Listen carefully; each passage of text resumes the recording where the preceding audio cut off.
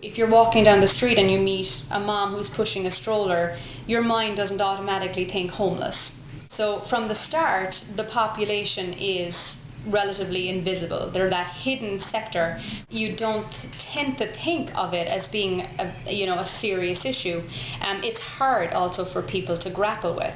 And so we're trying to put a face on that issue. There are homeless children. There are 112,000 of them across the state, and people need to pay attention to that. In this immediate vicinity, so Dorchester, Mattapan, Roxbury, there are about 30 or 35 shelters in this immediate triangle.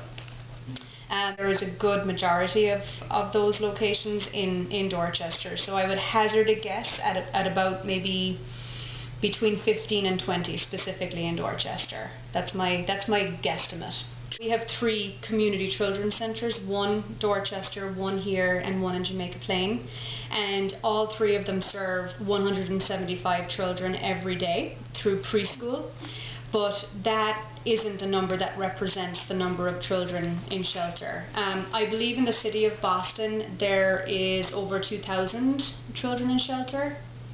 And right now, because of the economic challenges, there are even more in hotels and motels.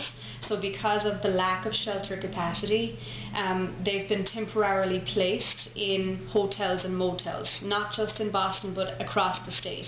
There are thousands of children who are not accounted for. They're doubling up with friends and family. They could be, sleeping in cars with their parents. They could be living on campsites during the summer months if the weather is amenable. There are so many who aren't in that pool of homelessness because they're not identifying as being homeless. There's a huge stigma attached to it. All we know is that the most recent data states that there are over 112,000 homeless children in Massachusetts, and our opinion is that that is a conservative estimate. No new numbers have been run since the economy took a turn for the worse, so it's unclear to us how that number has grown, but we're confident that it has grown. It could be split into thirds. The economy, economic conditions, or cost of living or poverty is the first one. About 33% of the families we work with are here because of cost of living issues. Another third that we serve typically are victims of domestic violence, and then the other third. This is on average. It changes all the time, but it's pretty telling of the reasons behind homelessness. But the other third would be possibly teen mothers. Because of what's happened economically, we've seen a huge increase in the number of homeless children and families across the state of Massachusetts and also across the nation. We've always had a waiting list. The need for our program, our Community Children's Centre program, has always been a big need.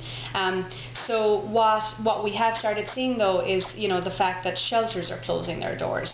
That is a terrible scenario given the fact that there's been a huge increase in the number of homeless families because of foreclosures and other economic challenges, and yet shelters aren't there. There's definitely one, if not more, that has closed their doors in Dorchester. And they cut our place-based programs budget, unfortunately, by 50%. So typically when you are under the age of 5, this is kind of again the population that we work with, the things that a young child latches onto for safety and security are the sense of routine, the sense of having a home and a roof over their heads, the sense of familiar faces, the sense of having a stuffed animal that they can cling to that speaks security and safety to them. So not having a roof over their heads causes extreme trauma. There's research out there that indicates that a young child who does not have a place to call a home is experiencing similar levels of post-traumatic stress as a soldier returning from a war zone, so relatively speaking, obviously. So it causes huge disruption and chaos in their lives typically. So when they enter our program, some of the visible impacts of homelessness on their lives would include either being very withdrawn in the classroom, shy, kind of not interested in participating in activities, and in other cases they might have aggressive behaviors. inability to share or make friends easily. So they're coming with a set of issues, either again withdrawn or typically a little bit more aggressive, maybe just acting up. Many families who come to our program who are homeless today, unfortunately, in often cases were homeless as children. The goal would be to intervene now, to provide them with all of the educational tools to learn and to grow effectively and to develop normally, so that later on they're not engaging in at-risk behaviours. By not having that type of model in place, they're falling behind their peers. They're ending up later on in life in at-risk situations. And so from a fundraising perspective, we say that for every dollar that we invest in a young child now, we're saving as a society $17 later on.